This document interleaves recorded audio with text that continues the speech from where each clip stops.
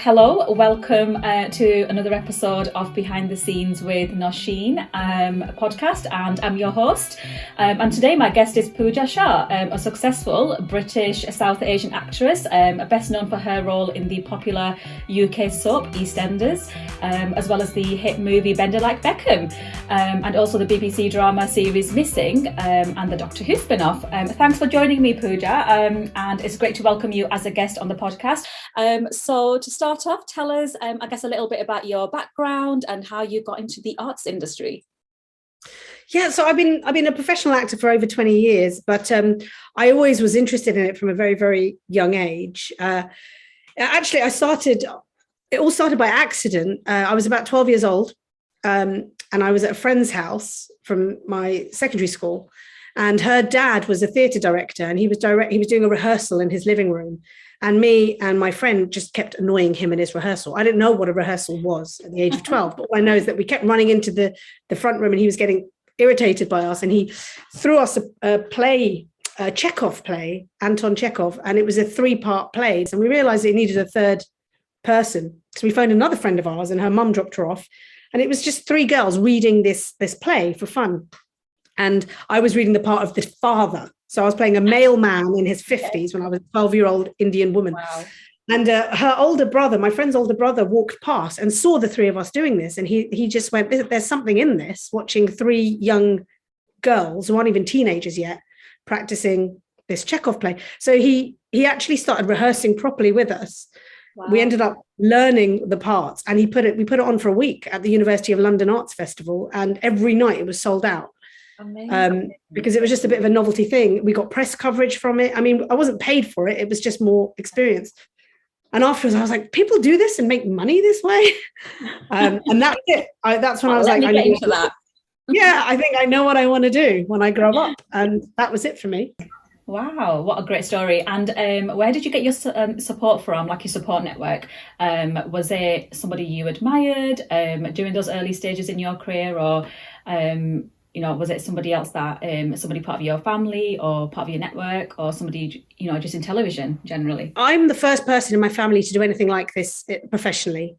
So it was good in a way because I was sort of learning as I go, but it was also hard because I didn't have anyone to ask advice from. So it was kind of, just figuring out as I went. I made mistakes, I learned from them, all that sort of stuff. But I was very lucky that I had extremely supportive parents who the compromise for them was, get a degree. We don't care what in, just get a degree. So the compromise was I got a degree in theatre. But they were always supportive. My mum, she ended up being a teacher, but she always danced and sang and did all Amdram. And at the age of 65, which was 6 years ago, my mum retired from her teaching job, did an intensive drama course, and she's now an actress and a model. How did you manage your kind of career, and how did you manage being in the spotlight, especially I guess after Bender Like Beckham? So did EastEnders come across after Bender Like Beckham then? How did you? Yeah, so I found Bender Like Beckham was my first job out of university actually, and at the time we didn't really realise that it was going to be as big as it was because it was considered a low budget film. Yeah. As I said, Gurinder Chadha at the time wasn't that well known as a director, and most of the cast weren't known either. So we didn't actually know it was going to do as well as it did. But when it all kicked off and Bend It Like Beckham became this epic film, I was actually living in Spain at the time because I was filming another TV show. Wow. So I missed all the hype around it. And people were telling me going, it's massive over here in the UK. Everyone's going crazy for it. But I missed it all because I wasn't here. Still love the fact that 20 years on, because it's been 20 years since we shot it, that people still watch it, people still talk about it, and it was groundbreaking for in cinematic history, an Indian film like that being that successful and challenging stereotypes or breaking them. And actually, yes, this character Jess Bumrah wanted to be a footballer, but that's symbolic of anyone that wants to go, I actually am a person first before I am a religion or a culture or a skin color. I'm a person, I have needs and wants too. And it was just really refreshing to be in, and I'm very proud to be involved in something like that. Wow, amazing. That sounds It was after that the fame came. Yeah, it was EastEnders was a few years ago, and that's when my life just changed completely. And how did you how did that come about? Did you have to go through casting? Was there a few different people going for the role, and then you obviously were successful? What was the process? often when they do families in soaps, they don't just give you like one audition and bring you in. If they want a family, they kind of, you do something called workshop processes. So to mingle with different actors just to see if the chemistry's there and if it works as a family unit. So it was about 8 months on and off of workshops and castings, and not intensely 8 months, but it was spread over an 8-month period. There was a few workshops, and every time my agent said, "Oh, you're almost like X Factor, into the next round," I was like, "Oh, okay, wow." And I wasn't, when I first got offered the audition at the time, I thought, well, this is a pipe dream. Like every single female brown actress in the world is going to be going up for this role. So I didn't really expect it to happen. And then I remember when I went to a workshop and there was me and there was 2 other actresses. And I said to the casting director, "Oh, how many rounds are how many rounds of people are you seeing today?" She went, "No, this is it. It's out of you 3 now." Wow. And that was the night I was like, oh my goodness, I actually have a shot. And I went home and I didn't sleep. I just didn't sleep because it suddenly became real. But it was such a lovely process. And obviously Amit Chandna, who was in Bend It Like Beckham, he was also played one of my brothers. So when I saw him at some of the workshops, I suddenly felt more comfortable. Yeah, because I knew him and it was a bit familiar. But then, I remember when I got that call, it was, I think I just didn't speak for about 10 minutes. Wow. And how did you manage that kind of fame that you were mentioning that came after EastEnders, or while you started, I guess, appearing in the episodes? It's crazy because you have a very brief media training. I don't know if all soaps do it, but EastEnders did it for us. And they basically was prepping you, going, it's overnight. You're in everyone's living room 4 nights a week. They're going to think they know you. It's going to be hard to even just walk down the street. And I was like, yeah, that's fine. Didn't realize that it literally was that, and it happened overnight.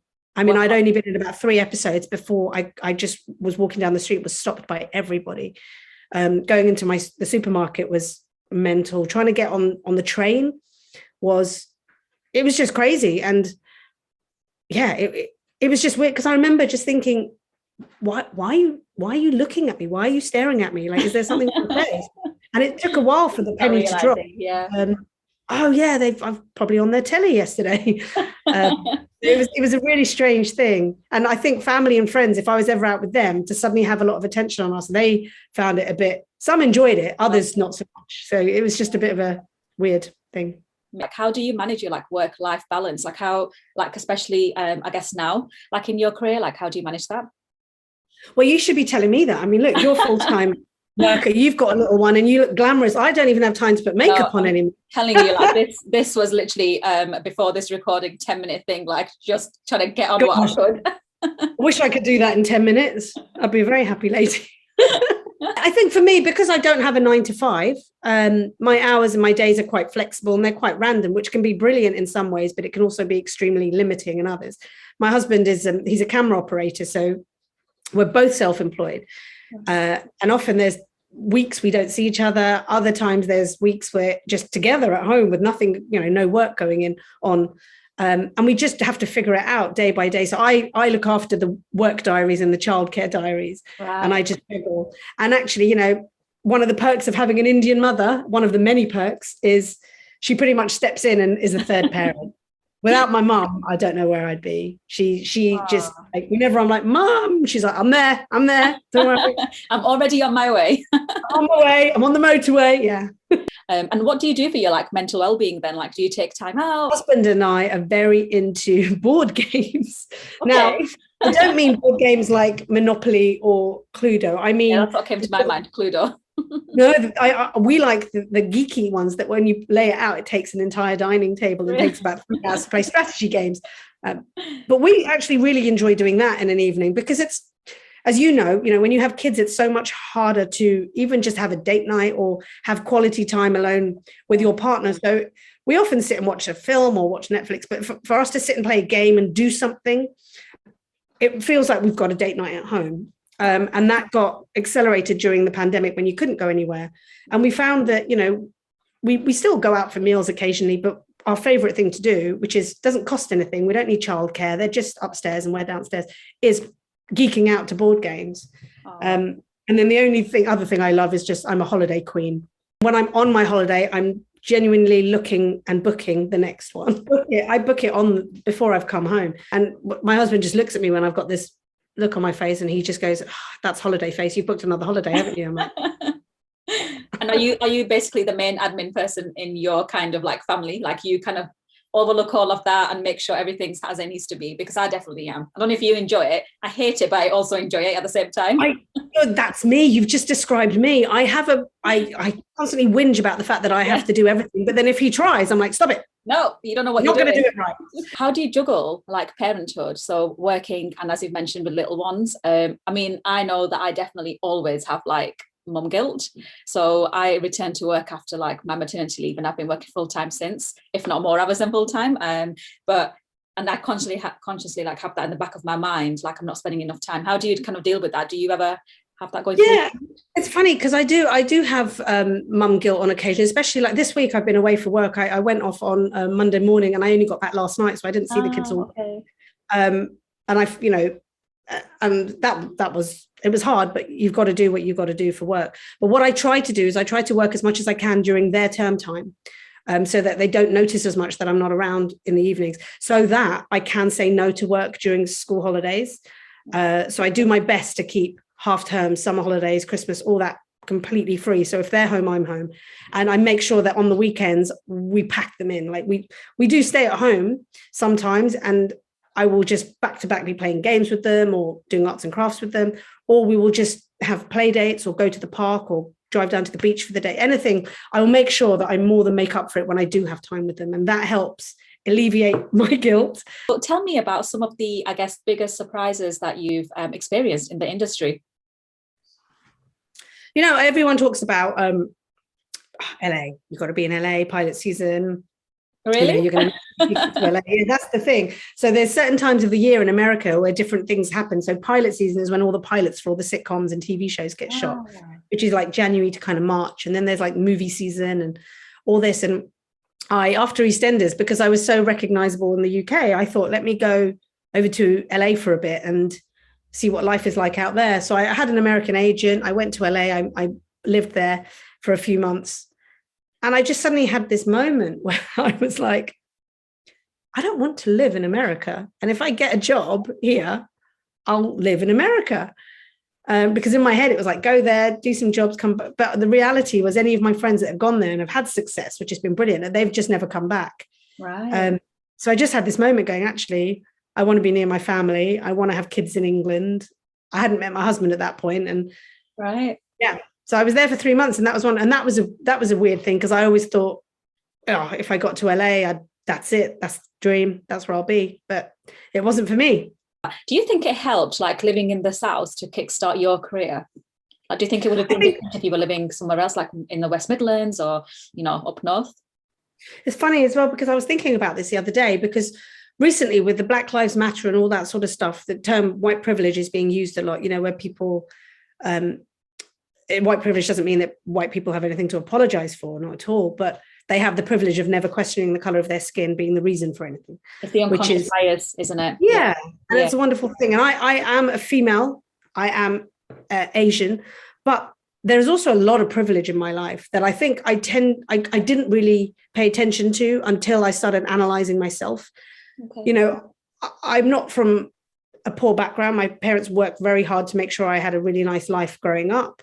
I live in London, which is like, I grew up in London, which is considered one of the lands of opportunity. So I think I was extremely privileged with a lot of opportunities being based down here.